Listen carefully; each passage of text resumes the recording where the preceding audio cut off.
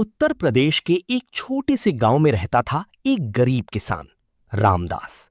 रामदास के पास न तो बड़ी जमीन थी, न पैसा, न कोई सहारा। बस 2 बीघा जमीन, एक टूटी हुई झोपड़ी और एक छोटा सा परिवार, पत्नी सीता और बेटा गोपाल। हर सुबह सूरज उगने से पहले रामदास उठ जाता था। ठंडी हवा हो या तपती धूप, वो अपने खेत में चला जाता था। लेकिन उसकी किस्मत जैसे हमेशा उससे नाराज रहती थी। कभी बारिश ज्यादा हो जाती, कभी बिल्कुल नहीं होती, कभी फसल में कीड़े लग जाते और हर बार रामदास का सपना अधूरा रह जाता। भूख और मजबूरी, घर की हालत इतनी खराब थी कि कई बार चूल्हा तक नहीं जलता था। एक रात गोपाल ने धीरे से पूछा, बाबा, आज खाना नहीं मिलेगा क्या? रामदास ने अपने आंसू छुपाते हुए कहा, आज नहीं बेटा, लेकिन कल जरूर मिलेगा। लेकिन उसे खुद भी पता था कि वो कल शायद कभी नहीं आएगा। सीता हर दिन भगवान से प्रार्थना करती, हे भगवान, बस इतना कर दो कि मेरा बच्चा भूखा ना सोए। कर्ज का बोझ। एक दिन गांव का साहूकार आया। उसने जोर से दरवाजा खटखटाया, रामदास, बाहर निकल। रामदास बाहर आया, सिर झुकाए हुए। साहूकार बोला, तेरा कर्ज अब बहुत बढ़ गया है। अगर इस बार पैसे नहीं दिए तो तेरी जमीन ले लूंगा। रामदास के पैरों तले जमीन खिसक गई। वो हाथ जोड़कर बोला, मालिक, बस एक मौका और दे दो, इस बार फसल अच्छी होगी। साहूकार हंस पड़ा, तेरी किस्मत में अच्छी फसल नहीं लिखी, और चला गया। आखिरी उम्मीद।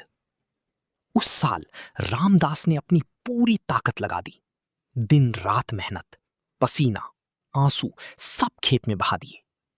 और इस बार उसने आसमान की तरफ देखा। भगवान, इस बार मुझे निराश मत करना। कुदरत का कहर। लेकिन कटाई से ठीक एक दिन पहले आसमान में काले बादल छा गए। तेज आंधी और मूसलाधार बारिश शुरू हो गई। रामदास खेत की तरफ भागा, लेकिन तब तक बहुत देर हो चुकी थी। पूरी फसल बर्बाद हो चुकी थी। टूट चुका किसान। रामदास की आंखों से आंसू रुक ही नहीं रहे थे। वो कीचड़ में बैठ गया और जोर जोर से रोने लगा। भगवान, आखिर मैंने क्या गलती की?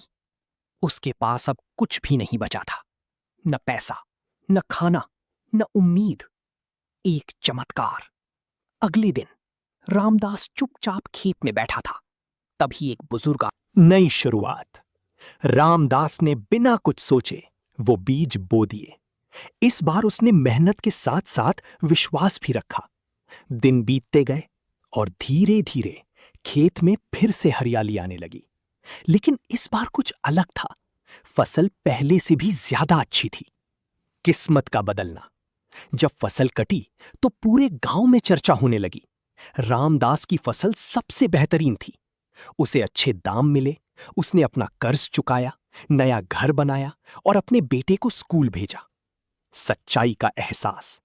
रामदास उस बुजुर्ग को ढूंढने गया, लेकिन वो कहीं नहीं मिले। गांव वालों ने कहा, यहां तो ऐसा कोई आदमी नहीं रहता। रामदास समझ गया, वो कोई साधारण इंसान नहीं था। वो उसकी किस्मत बदलने वाला एक चमत्कार था। कहानी का संदेश। रामदास ने अपने बेटे से कहा, बेटा, जिंदगी में कभी हार मत मानना, क्योंकि जब सब कुछ खत्म हो जाता है तब असली शुरुआत होती है।